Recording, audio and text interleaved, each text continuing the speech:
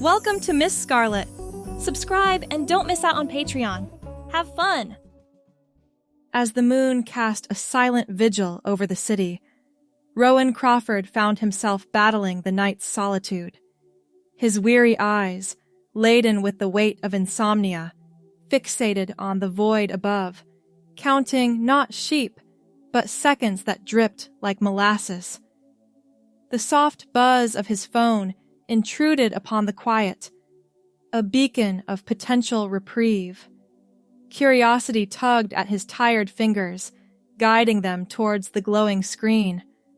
On the display, an unfamiliar suggestion gleamed. Face Morph Pro, a name etched alongside the promise of a new self-discovery. His curiosity piqued, especially at this late hour. Sleep, it seemed, had surrendered entirely to his streaming vice. What cosmic joke is this? He thought, chuckling faintly at the timing and his own predicament. As the app installed, he pushed himself upright in bed, his brown hair falling across his forehead. The apartment was quiet, except for the distant hum of the refrigerator and the occasional car passing on the street below. The app opened with a sleek interface, requesting camera access. Rowan granted it, holding the phone up to capture his face. His reflection stared back at him, ordinary in every way. Brown hair that needed a trim, 5 o'clock shadow that had extended well past that hour, and tired eyes that had seen one too many late nights at the marketing agency where he worked. "Let's see what the hype is about," he mumbled, scrolling through the filter options. Most were standard fare: animal features, fantasy elements, age progression. But one category caught his eye: gender transformation. Curiosity piqued, Rowan tapped it, revealing a single filter option labeled Ashlyn. The description read, "Our most advanced filter yet. Experience yourself as you might have been." He positioned his face in the frame and tapped the filter. For a moment, nothing happened. Then, the screen seemed to ripple, and the transformation began. The change was subtle at first. His jawline softened, cheekbones became more pronounced. Then his eyes appeared to widen slightly, lashes lengthening and thickening. His lips filled out, taking on a natural rosy hue. The stubble vanished, replaced by smooth skin. His brown hair lengthened, falling in soft waves past his shoulders. The result wasn't cartoonish or exaggerated. It was her. A woman who looked remarkably like him, but undeniably feminine. Beautiful, even.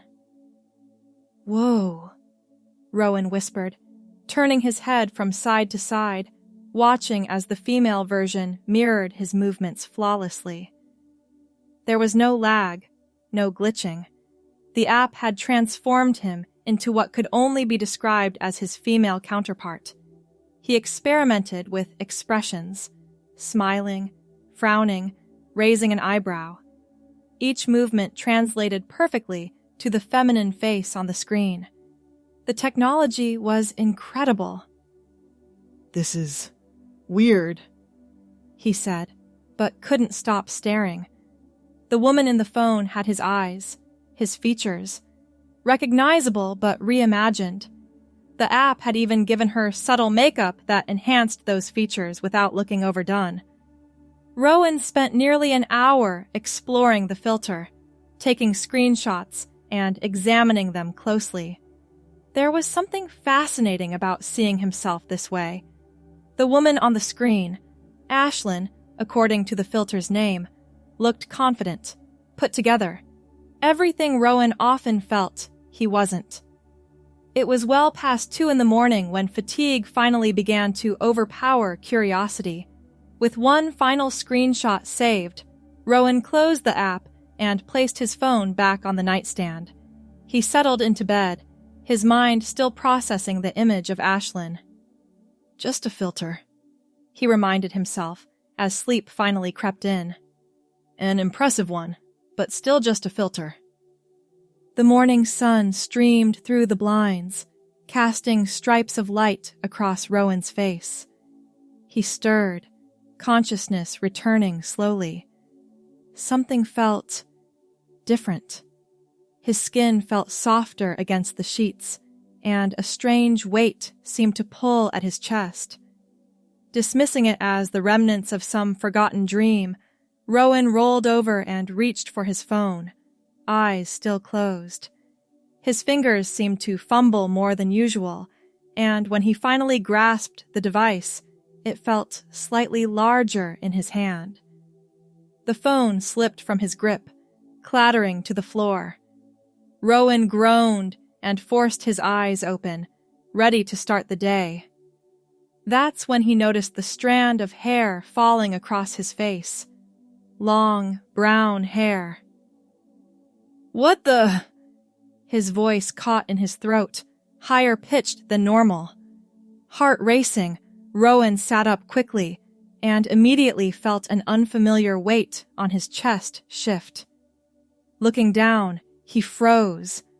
Where his flat chest had been was now a distinctly feminine bust, straining against his white t-shirt. His hands flew to his face, fingers tracing unfamiliar contours. Smooth skin, fuller lips, a smaller nose. "This isn't happening," he whispered. But the voice that emerged wasn't his. It was lighter, melodic, a woman's voice. Scrambling out of bed, Rowan rushed to the bathroom, nearly tripping over pajama pants that now sat too loose around a narrower waist and wider hips. The mirror confirmed what he already knew, but couldn't accept. Staring back at him was Ashlyn. Not a filter on a phone screen, but a flesh-and-blood woman with long brown hair and wide, terrified eyes. "This is impossible," Rowan said, watching the woman in the mirror form the words with soft, pink lips. He reached up, touching his face. Her face. The skin was real, warm under his fingertips. The brown hair fell past his shoulders, just as it had in the filter. Panic rising, Rowan fumbled for his phone, which he'd grabbed on the way to the bathroom.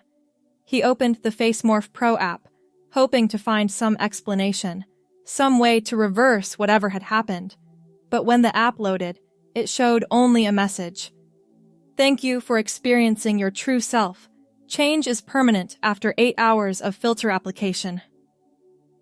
No, Rowan muttered, closing and reopening the app. The message remained unchanged. He tried uninstalling and reinstalling, but the app refused to be deleted, showing an error message each time. The sound of a door opening somewhere in the apartment jolted Rowan back to reality. His roommate, Daniel, was awake. "Hey, Ro, you up? I'm making coffee," Daniel called from the kitchen. Rowan's heart hammered in his chest. How could he explain this? Would Daniel even believe him? Would anyone? I'm not feeling well," Rowan called back, wincing at the feminine voice that emerged. A pause. "Who's that?" Daniel asked, his footsteps approaching the bathroom. Panic surged through Rowan. He couldn't hide in the bathroom forever, but he wasn't ready to face Daniel, to try to explain something he himself didn't understand. A knock on the door. "Hello? Is someone in there?" Taking a deep breath, Rowan realized he had no choice. "It's me, Daniel. It's Rowan. Something happened." Another pause. "Rowan, you sound different. Are you okay?" "I'm not sure how to explain this. Just don't freak out, okay?" With trembling fingers, Rowan unlocked the bathroom door and pulled it open.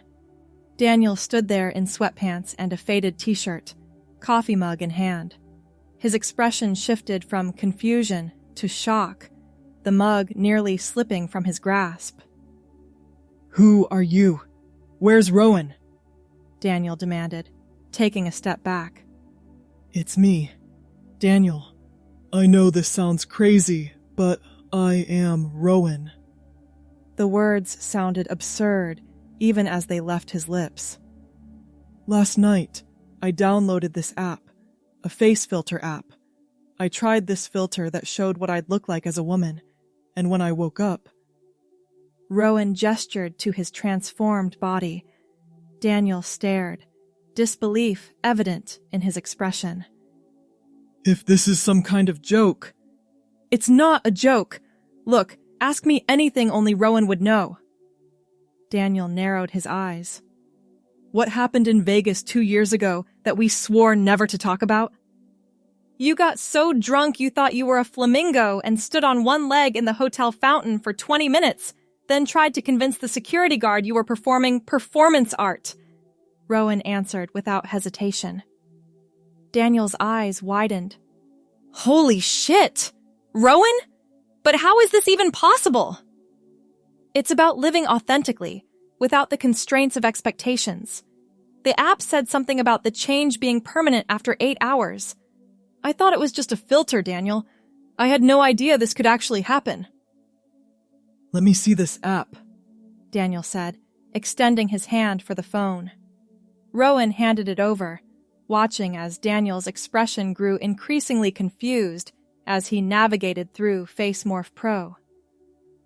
"There's nothing here about physical transformation," Daniel said finally. "It's just showing normal filters to me." "What? That's impossible. It said the change was permanent." Rowan took the phone back, looking at the screen. Sure enough, the app now displayed only standard filters, with no mention of the Ashlyn transformation or any warning about permanence.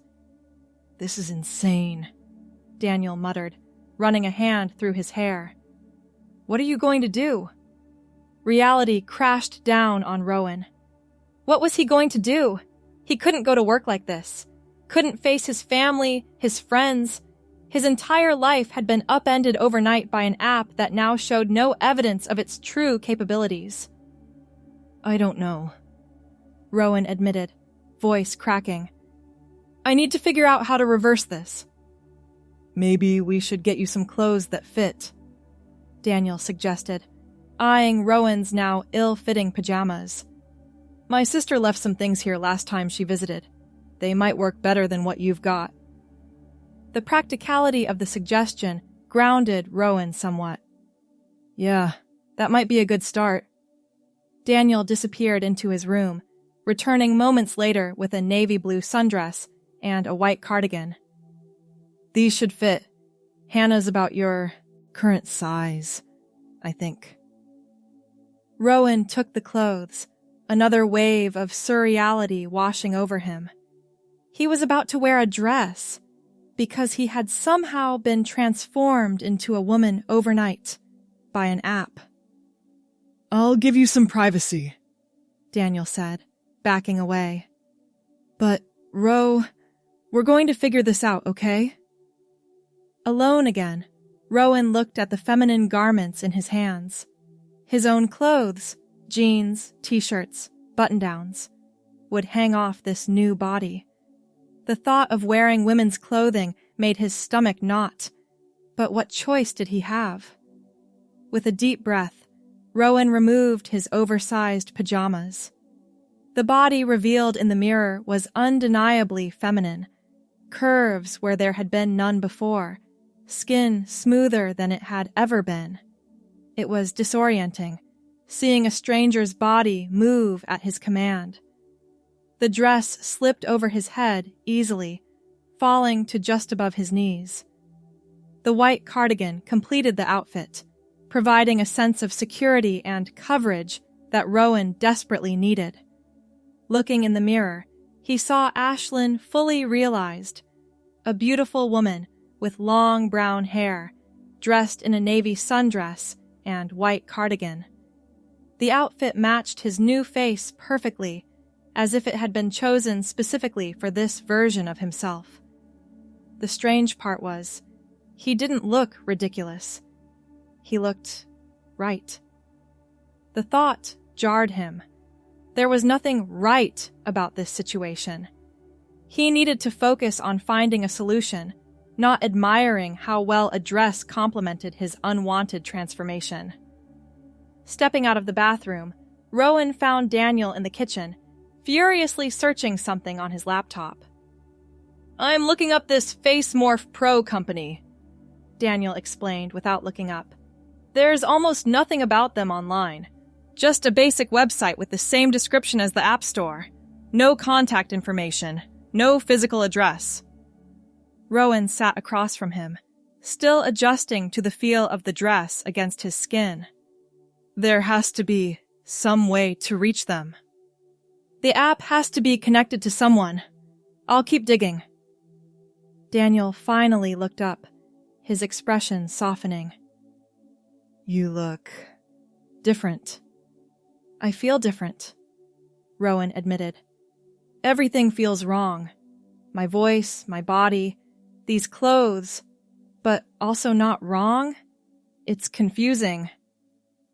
"I can imagine," Daniel said, though his tone suggested he couldn't possibly.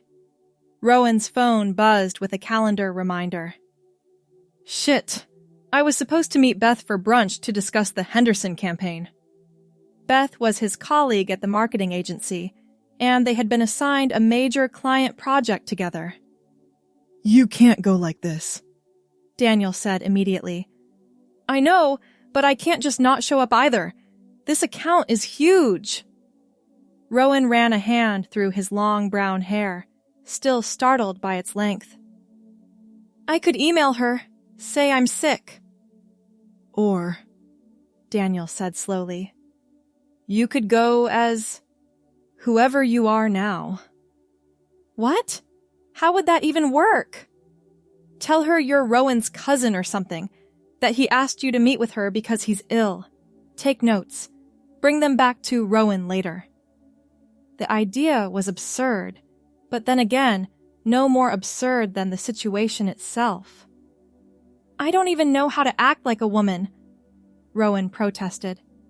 "You don't have to act like a woman. Just be yourself, minus the parts that are obviously Rowan. Say you're—" Daniel trailed off. "Ashlyn," Rowan finished. The name felt strange on his lips, yet somehow familiar. The filter was called Ashlyn. "Okay, Ashlyn. You're Rowan's cousin, visiting from out of town. He caught something nasty last night and asked you to meet Beth in his place." It was a flimsy cover story, but Rowan couldn't think of a better alternative. "Fine, but you've got to keep searching for information about this app while I'm gone." "Deal," Daniel agreed. "But first, maybe we should do something about your hair? And do you need makeup or something?" Rowan touched his face, realizing that unlike the filter version, this transformation hadn't come with perfectly applied makeup. "I guess? I don't know the first thing about makeup, though." "YouTube tutorials?" Daniel suggested with a shrug. An hour later, after several failed attempts at eyeliner and a hasty ponytail that seemed the safest option for his now long brown hair, Rowan, or rather Ashlyn, was as ready as she'd ever be. The makeup was minimal and not entirely even, but it would have to do. "Remember, you're Ashlyn Crawford, Rowan's cousin from Seattle," Daniel reminded, as Rowan gathered his wallet and keys. "You're just helping him out while he's sick." "Seattle, got it." Rowan took a deep breath, adjusting the cardigan nervously. "This is insane." "Text me if you need anything. I'll keep researching." With a final nod, Rowan stepped out of the apartment and into the hallway, immediately feeling exposed. The dress moved differently than pants, the cardigan providing less coverage than he was used to. His entire center of gravity seemed to have shifted, making his walk feel awkward and unnatural. The coffee shop where he was meeting Beth was only a few blocks away, but every step felt like a journey into unknown territory. People passed on the sidewalk, some glancing his way. A man in a business suit offered a small smile as they crossed paths, something Rowan wasn't accustomed to receiving from strangers. By the time he reached the cafe, Rowan's nerves were frayed. Beth was already there, seated at a table by the window, engrossed in her phone. Gathering his courage, Rowan approached. "Beth?" he said, the feminine voice still startling to his own ears. Beth looked up, confusion crossing her features. "Yes? Do I know you?" "I'm Ashlyn, Rowan's cousin. He's really sick today and asked me to meet you in his place. He didn't want to leave you hanging." Beth's expression shifted from confusion to mild concern. "Oh, he didn't mention anything. Is he okay?" "Just a nasty stomach bug, I think," Rowan improvised. "I'm visiting for a few days, so he asked if I could step in. He said you were working on the Henderson campaign." Beth studied him for a moment, then nodded, gesturing to the chair across from her. "That's right. Well, it's nice to meet you, Ashlyn. You two look alike, around the eyes especially." Rowan hadn't expected that observation and wasn't sure how to respond. "Family resemblance, I guess." A waitress approached, and Rowan ordered coffee, declining food despite not having eaten yet. His stomach was too knotted with anxiety to consider breakfast. "So," Beth began, pulling out her tablet, "the Henderson campaign is going to focus on their eco-friendly initiatives. We were thinking a series of social media posts followed by a larger rollout." As Beth outlined the campaign, Rowan found himself settling into a strange comfort zone. This, at least, was familiar territory. He knew marketing, knew the client, knew the strategy. He contributed ideas, took notes on his phone, and for brief moments almost forgot about his transformed state. Until Beth asked a question that knocked him off balance. "So, Ashlyn, what do you do in Seattle?" Rowan froze. They hadn't prepared this part of the backstory. "I'm in marketing too, actually. Different focus, though. More digital-centric." "Really? Which agency?" "Small boutique firm. Probably wouldn't know it." Rowan deflected. Beth smiled. "I love your cardigan, by the way. The white goes perfectly with that dress." "Oh, thanks," Rowan said, surprised by the compliment and unsure how to respond. In his entire life, no one had ever complimented his clothing choices. "It's actually borrowed. I didn't pack well for the trip." "Well, it suits you," Beth assured him before returning to business. "So, for the Henderson timeline, I was thinking..." The meeting continued smoothly after that, wrapping up after about an hour. As they prepared to leave, Beth dropped another unexpected comment. "You know, you should stop by the office while you're in town. We're having a small gathering on Friday for the Peterman account landing. Rowan should bring you, once he's feeling better, of course." "That's nice of you," Rowan said carefully. "I'll see how his recovery goes." Beth gathered her things, then paused. "This might sound weird, but has Rowan ever mentioned me? Like, outside of work context?" The question caught Rowan completely off guard. He's mentioned you, sure. You work together a lot." "Right, but like..." Beth hesitated, a slight flush coloring her cheeks. "Never mind. It's silly. Just tell him I hope he feels better soon, okay?" With that, she offered a quick smile and departed, leaving Rowan standing there with the distinct impression that Beth might have harbored feelings for him, for Rowan, that he'd been completely oblivious to. The walk back to the apartment was a whirlwind of confusion. The meeting had gone better than expected, but the experience of navigating the world as a woman was disorienting. People held doors open. A group of men on a corner quieted as he passed. A barista called him Miss, when he stopped for a second coffee. Each interaction was a reminder of his altered state. And yet, beneath the confusion and anxiety was something else. A strange sense of, not comfort exactly, but authenticity. The thought troubled him. There was nothing authentic about this situation. He was Rowan Crawford, trapped in a body created by some mysterious app.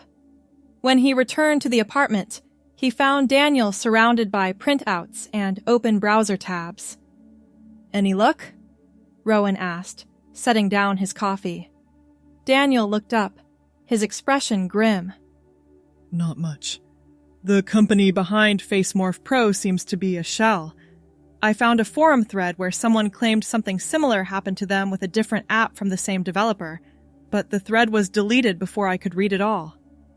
That's concerning, Rowan said, sinking onto the couch. The meeting went okay, though. Beth bought the cousin story. Good. How was it? Being out there as, you know. Rowan considered the question carefully. Weird. Different. People treat you differently when you're a woman. But also... He hesitated. Also what? It wasn't all bad, Rowan admitted quietly. There were moments where I almost forgot about the situation because I was just focused on the work, and Beth complimented my cardigan. No one's ever complimented my clothes before. Daniel studied him. You sound almost like you enjoyed aspects of it. No. I mean, not enjoyed exactly. It was just different. Rowan ran a hand through his hair, still startled by its length. I want to go back to normal, obviously. Obviously, Daniel echoed, but his tone suggested uncertainty. While you were gone, I tried contacting the App Store about FaceMorph Pro. They said they'd look into it, but who knows if that'll lead anywhere. We need to try everything, Rowan insisted. I can't stay like this. But even as he said the words, a small voice in the back of his mind whispered a question. Why not? The thought alarmed him. Of course he couldn't stay like this. He was Rowan Crawford. He had a life, a career, an identity. This body, this female body with its long brown hair and soft features, wasn't his. It couldn't be. Could it? The days that followed fell into an unexpected rhythm. Daniel continued his investigation into FaceMorph Pro with little success, while Rowan navigated life as Ashlyn. He called in sick to work, claiming a severe case of food poisoning that would keep him out for at least a week. Each morning, Rowan woke, hoping the transformation had reversed itself overnight. Each morning, Ashlyn's reflection greeted him in the mirror. The navy sundress and white cardigan became a sort of uniform, practical, comfortable, and requiring minimal decision-making. By the third day, Rowan had mastered a basic makeup routine thanks to online tutorials.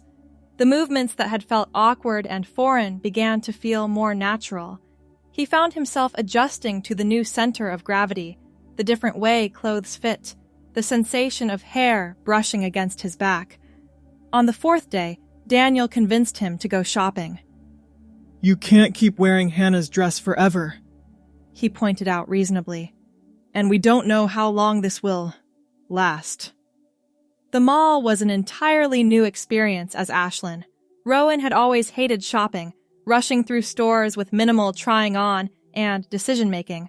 But shopping for women's clothing required more consideration. Sizes varied wildly between brands. Fabrics clung differently to his new curves. Colors that he would never have considered for himself suddenly seemed appealing. What about this? Daniel held up a burgundy blouse. Rowan considered it. Maybe. I like the color. The words slipped out naturally, and Rowan realized with a start that he was developing preferences for clothing he would never have worn in his male body. The thought was unsettling. They left the mall with several bags containing practical items: jeans, tops, a simple black dress that the salesperson assured him could be dressed up or down, and undergarments that Rowan had been too embarrassed to shop for alone. "This doesn't mean I'm giving up on finding a solution," Rowan insisted as they drove home. "I just need something to wear while we figure this out." I didn't say anything, Daniel responded, but his expression suggested he was thinking plenty. That evening, Beth texted asking if Rowan was feeling better and reminding him about the office gathering the next day. Staring at the message, Rowan made a decision. "I think I'll go to this thing tomorrow," he announced to Daniel. "As Ashlyn." Daniel looked up from his laptop. "You sure that's a good idea?" "No, but I need to keep up with work somehow. And maybe being there will give me some insight into how to handle this long-term, if it is long-term." The words hung in the air between them. Neither had voiced the possibility that the transformation might be permanent, but the thought had clearly occurred to both of them. "Just be careful," Daniel advised. "The more people who meet Ashlyn, the more complicated things get if you change back." "I know," Rowan acknowledged, "but I can't just hide in the apartment forever." The following evening, Rowan stood before the mirror, dressed in the new black dress and a burgundy cardigan that complemented his brown hair.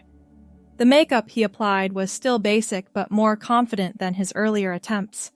Looking at his reflection, he barely recognized traces of the man he had been less than a week ago.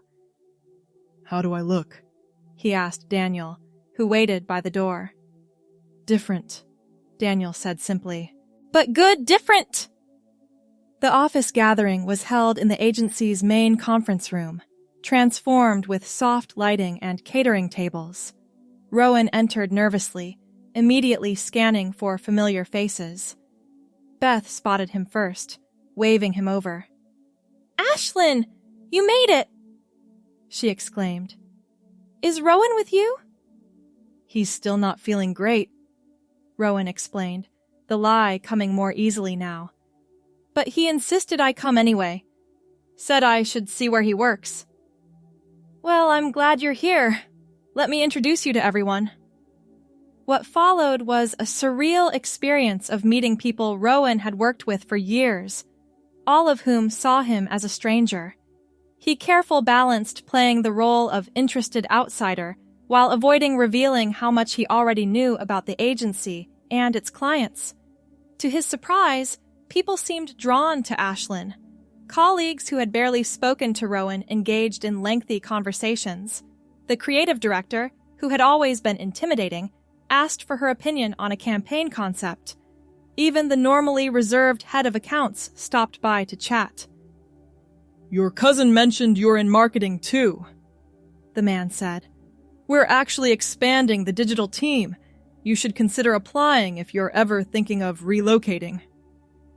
The suggestion was jarring. Would he still have a job as Rowan if this continued? Would he want a job as Ashlyn instead? As the evening progressed, Rowan found himself relaxing into the role, enjoying conversations, and even the occasional compliment on his appearance. There was a freedom in being perceived as someone new, someone without the baggage and history of Rowan Crawford. Beth stayed close throughout the evening, and as things wound down, she pulled Rowan aside. "I have a confession," she said, her voice lowered. "I've had a crush on your cousin for months. Does he ever talk about me? Outside of work, I mean." The question hit Rowan like a physical blow. He had worked with Beth for over a year and had never once considered that she might have feelings for him. Had he been that oblivious? "He speaks highly of you," Rowan said carefully. "But he's pretty private about personal stuff." Beth nodded, looking disappointed but not surprised. "I thought so. It's just, he's always so focused on work. I can never tell if he sees me as anything more than a colleague. Seeing Beth's genuine disappointment, Rowan felt a twist of regret. Had he missed connections, opportunities for something more meaningful, because he had been too wrapped up in his own narrow perspective? Maybe give him time, Rowan suggested gently. He might surprise you. The conversation shifted to other topics, but the interaction lingered in Rowan's mind as he made his way home later that evening. The apartment was empty. Daniel had texted that he was staying at a friend's place, and in the silence, Rowan found himself confronting uncomfortable questions. Had he been truly happy as Rowan? Or had he simply been going through the motions, focused on work and routine, blind to the possibilities around him? And more troublingly, was he finding aspects of life as Ashlyn that he preferred? Removing the makeup and changing into comfortable pajamas, Rowan caught sight of himself in the mirror, Ashlyn's reflection staring back with uncertain eyes. The brown hair fell in soft waves around a face that was becoming increasingly familiar.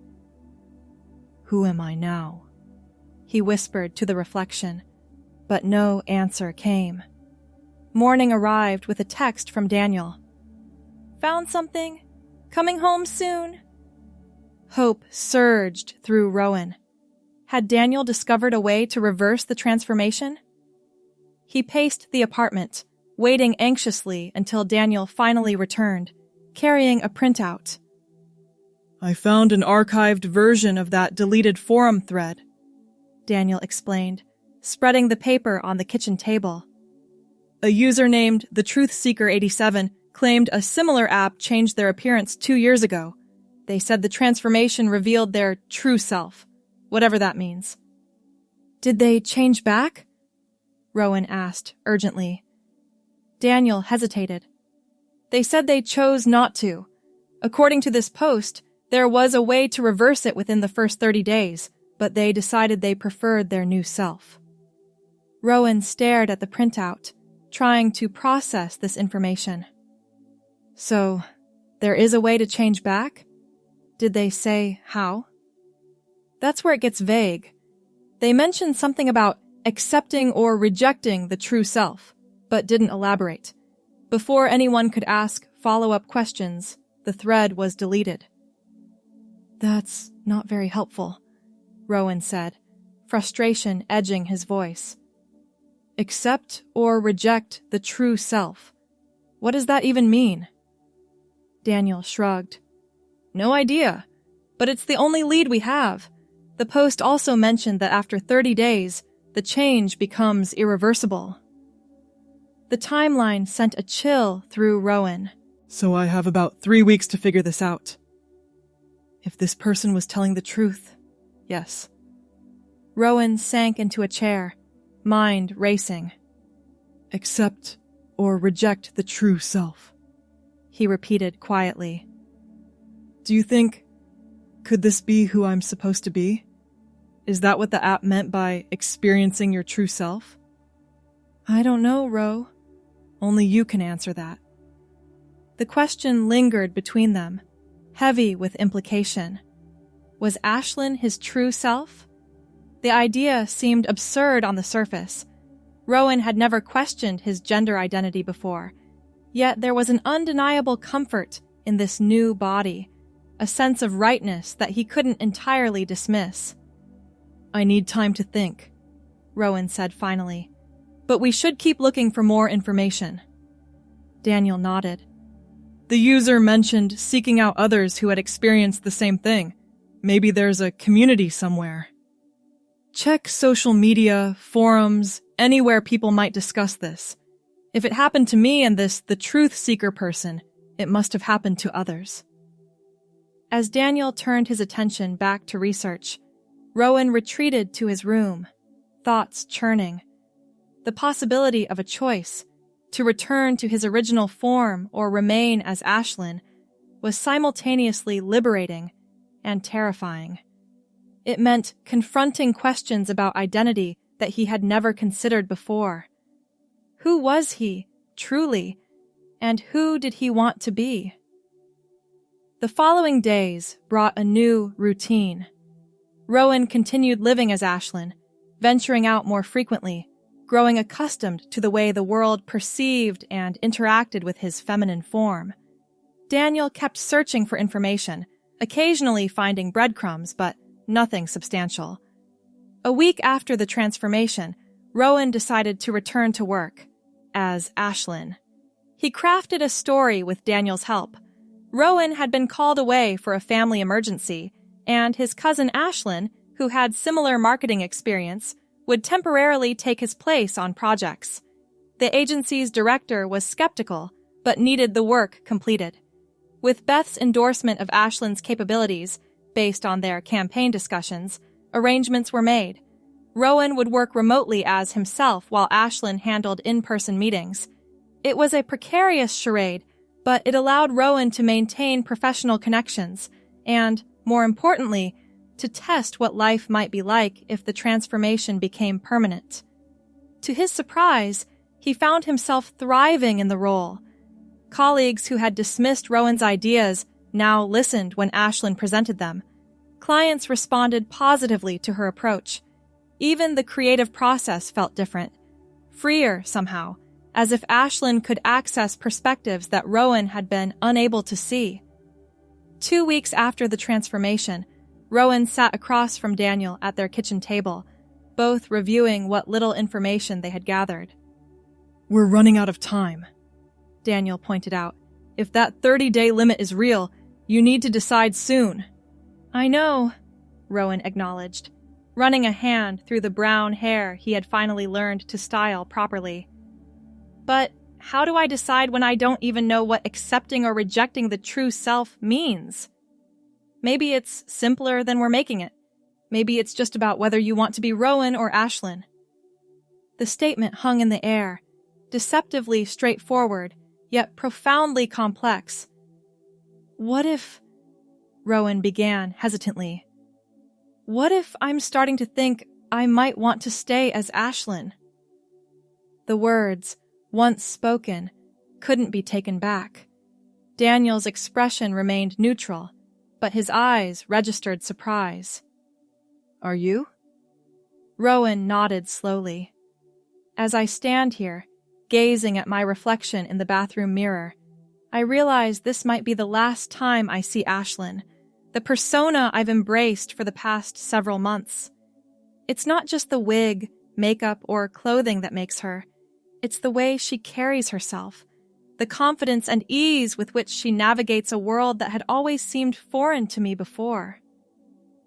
I don't think it's about being a man or a woman, I begin, my voice steady, but filled with the weight of this realization. It's about living authentically, without the constraints of expectations. Being Ashlyn has taught me that I can be more than what I was born into. It's not about gender, it's about self-acceptance and freedom. You ponder my words, offering a supportive nod. Thanks for watching, my girlies! Be sure to check out Patreon for more!